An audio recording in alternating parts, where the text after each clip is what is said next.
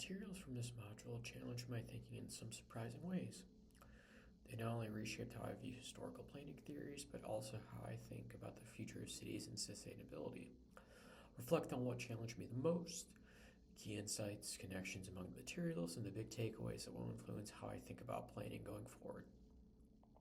The most challenging idea was the assumption that rational, efficient city designs would automatically create better urban life, core belief behind Le Corbusier's modernist vision. Additionally, I saw these principles as practical, organized cities, standardized housing, and logical street systems. However, the materials reveal that these designs often produce sterile, lifeless spaces that lack community and human scale. This challenged me because it showed that good intentions and technical solutions are not enough. Cities are complex, cultural, and social. A purely functional design does not guarantee livability. The School of Life video emphasized this with stark visuals of modernist architecture that appeared bleak and disconnected. The planets in video deepened this understanding by comparing Le Corbusier's rigid city models to alternatives like Breidegger City and Bauhaus, highlighting how personality and culture shape urban form. Several passages really resonated with me, from Blauer's Hammond and Saar, but Meyerson's comparison of Le Corbusier, Wright captured two very different visions in this paraphrase quote from page 17. Whereas Le Corbusier emphasized the central area of his city, Frank Lloyd Wright emphasized the home. He foresaw the ability of technology to allow decentralization of cities and a blend of urban and rural amenities. So meaningful because it showed how both planners linked physical form to social progress, but in opposite ways. Another significant passage on page 283 of the Blauer's article. Technological progress promises a more abundant life. It also gives a premonition of potential social disaster. Such a consequence can only be averted by greater awareness of the future implications of our present actions.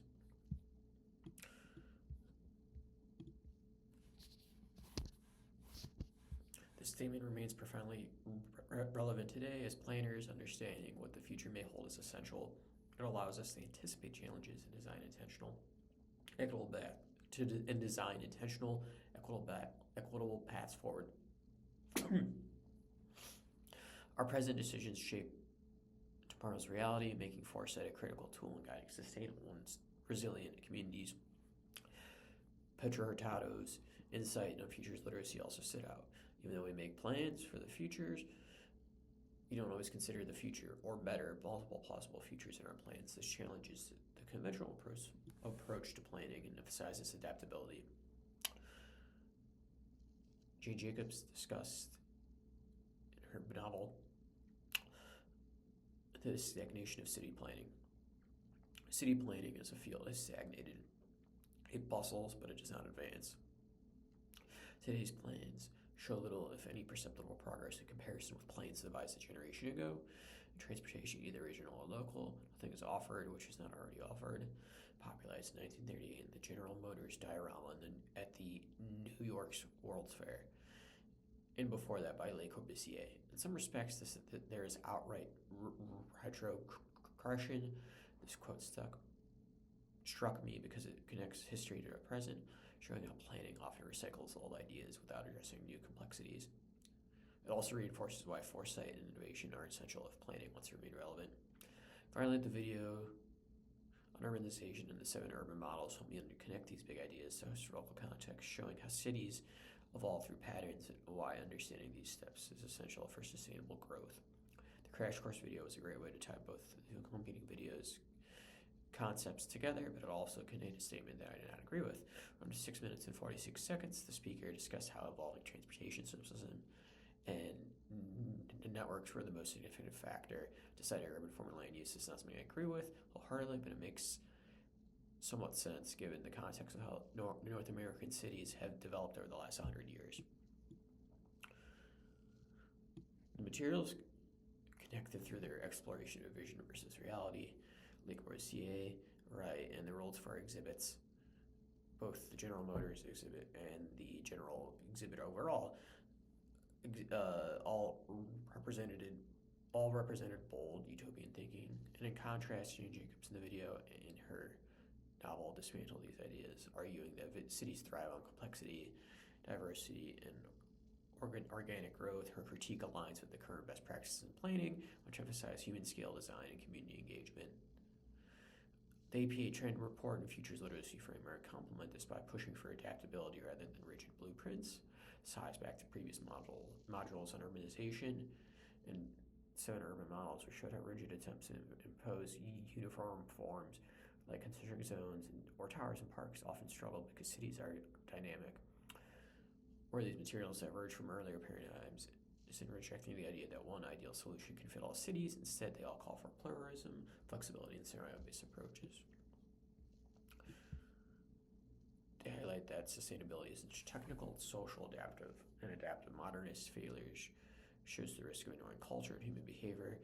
Jacobs demonstrates the value of diversity, while futures literacy expands the conversation to prepare for uncertainty.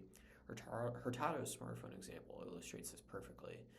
No one predicted that a single technology would transform transportation, housing, and work in less than 15 years. This shows why planners must adopt tools like trend scanning, scenario planning, and backcasting to create resilient plans. For sustainability, this means moving away from rigid master plans and towards flexible frameworks that evolve with changes in technology, climate, and demographics. Cities that institutionalize foresight and imagination will be far better prepared for disruptions. As for some of my key takeaways, the first main key takeaway is utopian ideals inspire oversimplify reality. Big visions spark innovation, but rigid blueprints fail because they assume one perfect solution. Cities are complex and dynamic. Planning must account for diversity, culture, and unpredictability rather than imposing uniformity. Flexibility is essential for sustainability. Futures literacy equips planners to manage uncertainty, create adaptable strategies. Finally, history is a lesson, not a template.